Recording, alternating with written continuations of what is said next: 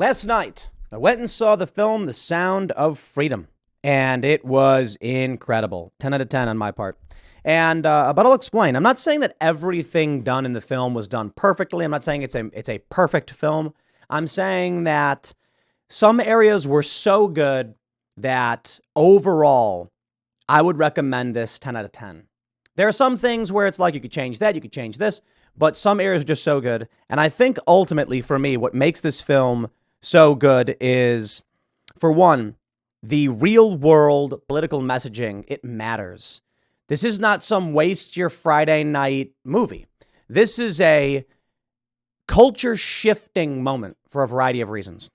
I'm going to have spoilers in this video, but I will warn you before we get to the spoiler portion, and we will start with the simple cultural elements and the general review, which will not reveal anything about the film.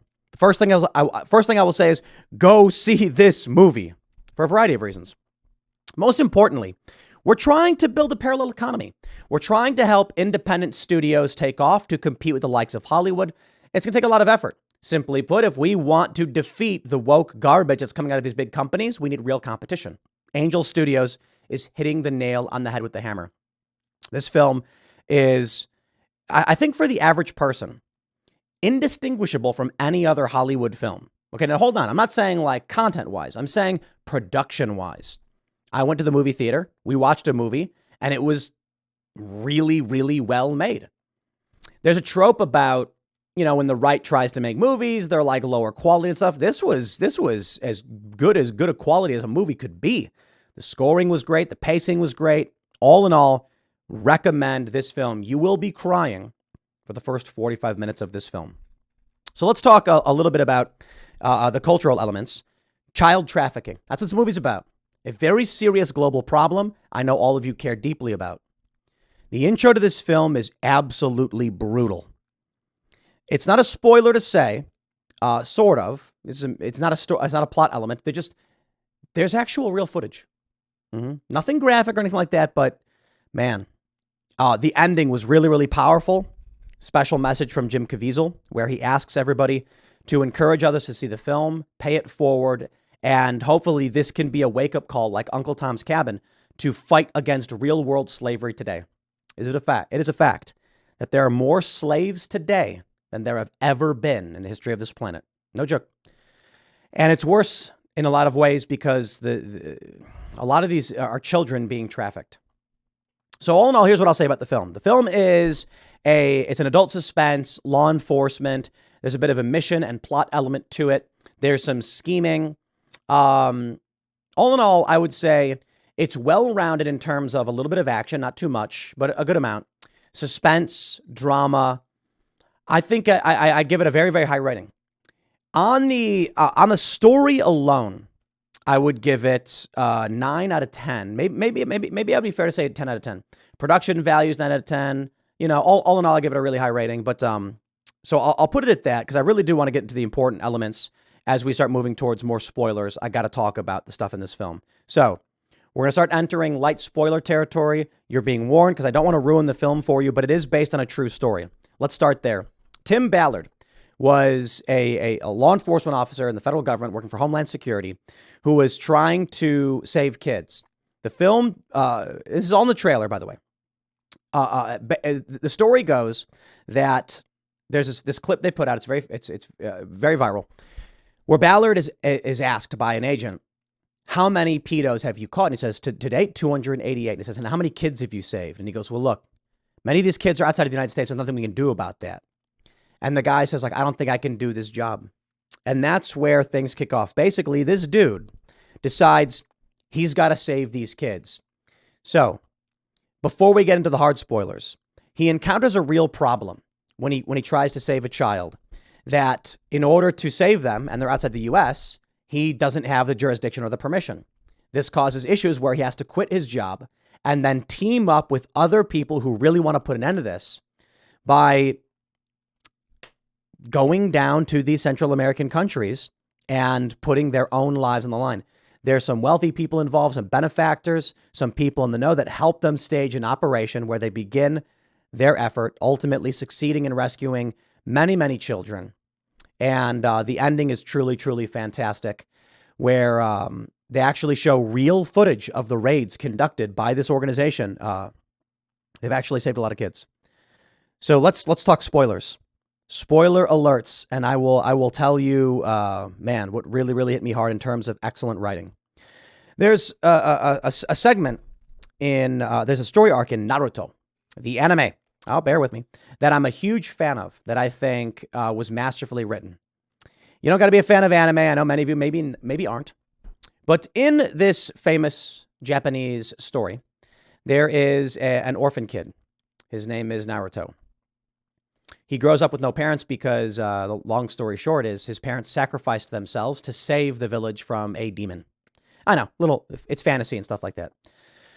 Naruto eventually encounters a bad guy named Pain. And in their fight, Naruto espouses his ethos. It sends chills down the spine of the villain, who has a change of heart. Why? Masterfully written. One of the best bits of storytelling I've ever read. It is, Naruto was named by, let me slow down. Naruto's dad had a teacher who wrote a story about a character named Naruto. Naruto's dad decides to name his son after the character in the book. Naruto in the book was actually a name that Jiraiya, the teacher, came up with because of a pupil he had named Nagato. The character was inspired by this kid that seemed to have all the idealism and energy the world had to offer. So let me slow down. Jiraiya meets a kid. The kid refuses to give up. The kid says, I'm going to save the world. I'm going to be the hero and unite everybody and end all the suffering. Jiraiya is inspired by meeting this kid, eventually writes a book where he writes a story about this kid, Naruto. Naruto's father, a pupil of Jiraiya, names his son Naruto. Naruto is inspired by these stories. One day encounters Pain, who is Nagato, and then espouses back Nagato's own ethos back at him, which rips his heart out, makes him realize he's become the villain he fought to end. And here he was basically looking into a mirror. His influence and inspiration had created this young man who sought to make the world a better place. Truly inspiring bit of storytelling.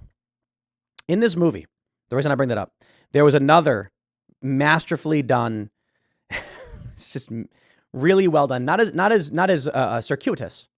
Spoilers. Here we go.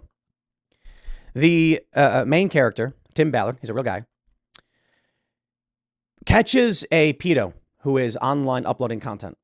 And he asks his boss for a week to try and sting this guy to catch a real world offender. Someone who's actually trafficking kids. This guy uploading videos online says he doesn't act on his fantasies, he's just uploading content. Ballard tricks the guy, who eventually helps him arrange a real world encounter in child trafficking, believing that this guy was going to exploit a kid. They eventually seek out this trafficker, catch him, and rescue the kid. Now let's talk about the intro to the movie. And again, spoilers. Yo, the intro to this movie rips your heart out. A woman goes to the house of this single father where there's a little girl. And she says she's a talent agent. The little girl, believing she's been chosen for this potential opportunity, talks to her dad, they have a meeting with this woman. She sees the son and she says, both of your kids should come and do an audition. But you know where this goes. I won't reveal too much, but you get the general idea. This kid is ultimately rescued by the main character, Tim Ballard, played by Jim Caviezel. Man, this really got me going. When the little girl, spoilers, because if you're planning on going and see it, you don't want to hear this. You need to see it for yourself, truly. But I really want to talk about it. When they get kidnapped and are being trafficked on a ship, the little girl gives a pendant with, I believe it's a writing from Saint Timothy, in Spanish, Timoteo, to her little brother. When he rescues the little boy who had been trafficked and abused, and he tells the kid his name, man, the kid, such good acting. He's like, that's your name? And then he shows him the necklace that says Timoteo on it. And it was just like divine inspiration. Really, really well written.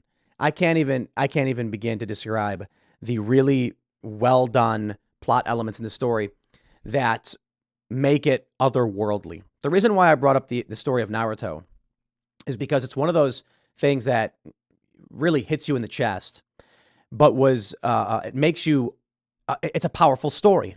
Something that doesn't really happen. It's a rare occurrence to have something like that happen. In this story, you basically get this feeling of divine intervention. And there's another scene where there's this guy in Colombia who's trying to save kids as well, but masquerades as a trafficker. He buys the kids and then frees them. And he says, I believe it's him. He says, when God tells you what you must do it.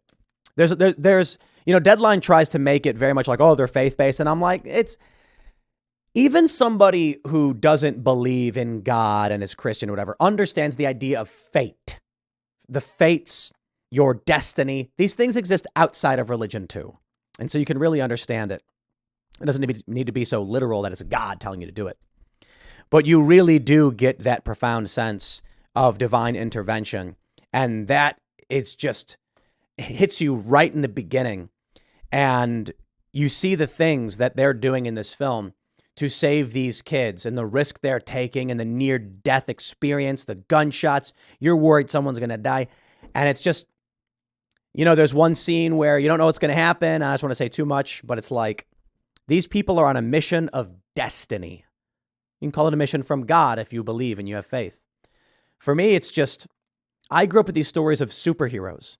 And I used to think to myself, why would it be that this fantastic story happens? When you read a story about a superhero, when you read a story about a secret agent, how could all of these crazy things be happening to this person? How could they be jumping out of a plane and surviving and fighting the villain? And I always thought, because this is why we're reading this story and not the story about a guy who lives a humble life, fixing cars. No offense to mechanics. But we read the stories of great adventure because they are of great adventure.